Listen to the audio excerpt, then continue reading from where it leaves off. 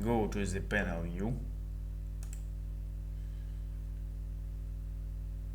From the named views panel, activate the command view manager, and we have the logic window dialog. Next step, use the orbit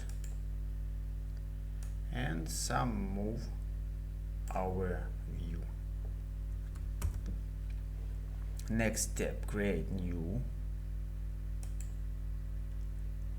and maybe that name. Next step, front or maybe top, or that is a metric.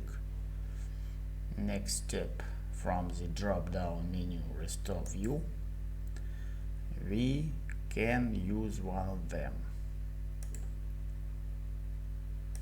On the view we have new model view, it's AutoCAD, and we can change it